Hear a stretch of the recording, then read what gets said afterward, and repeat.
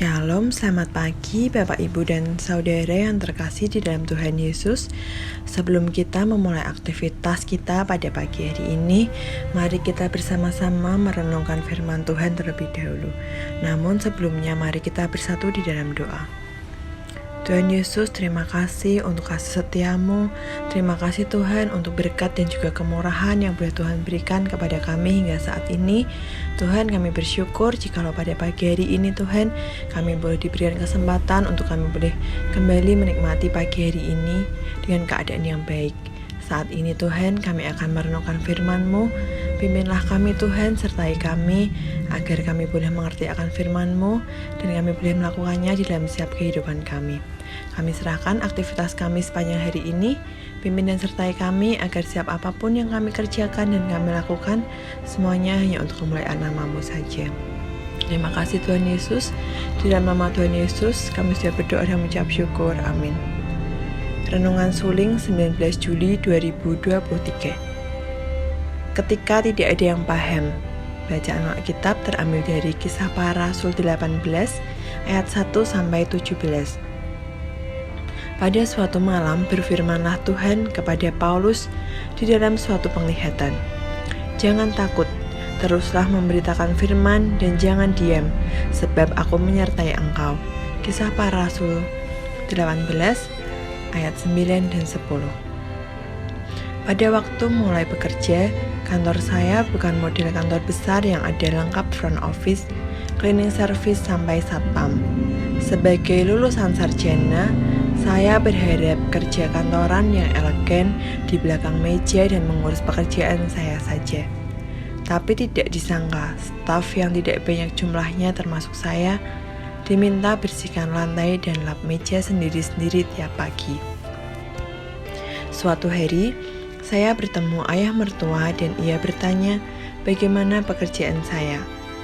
Saya jawab, ya baik, hanya harus bersihkan kantor sendiri.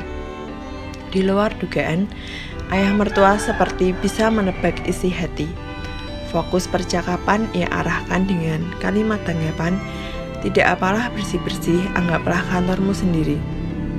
Mungkin komentar itu singkat, tapi seperti paham inti isi hati saya dan membuat saya berpikir tentang sudut pandang saya atas kepemilikan kantor itu. Ayah kandung dan ayah mertua saya unik.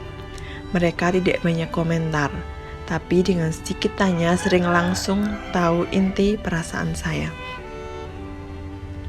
Apalagi Bapak Surgawi. Konteks nats itu adalah ketika Paulus pergi ke Korintus. Di sana ia menemukan mitra sekerja yang baik. Lalu ia memberitakan Injil. Meski ada yang percaya, tapi sebagian besar menolak bahkan menghujatnya.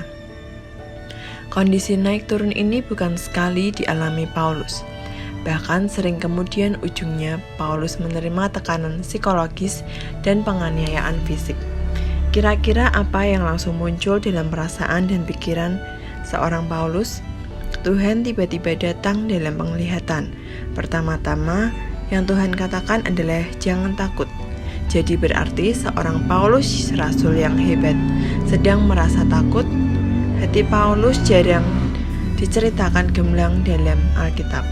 Sapaan Tuhan ini menunjukkan bahwa Tuhan tahu pasti apa yang tengah Paulus rasakan. Saya membayangkan betapa dengan Tuhan pahami saja, Paulus pasti terhiburkan. Lalu, sesuai pemahaman Tuhan yang tepat akan isi hati Paulus, yang Tuhan lakukan adalah meneguhkan dan menghibur dengan penyertaannya. Tuhan mendatangi seorang Paulus secara khusus hanya untuk itu, berfokus pada pribadi Paulus. Bagaimana perjalanan hidup, studi, pekerjaan, atau pelayanan kita hari ini? Tuhan tahu pasti ganjalanmu. Tuhan tahu secara tepat isi hatimu. Janganlah menjauh dari Tuhan. Tuhan tidak serta-merta menilai dan menghakimi kita. Ia konselor agung yang paham dengan tepat keadaan kita dan peduli berdasarkan kasih-Nya untuk kebaikan kita. Ketika tidak ada seorang pun paham isi hati kita, Tuhan mengerti secara pasti. Pokok doa pada pagi hari ini, mari berdoa untuk kebutuhan gembala dan perkembangan pelayanan di PPW Ampel. Sekian renungan suling pada pagi hari ini. Tuhan Yesus memberkati.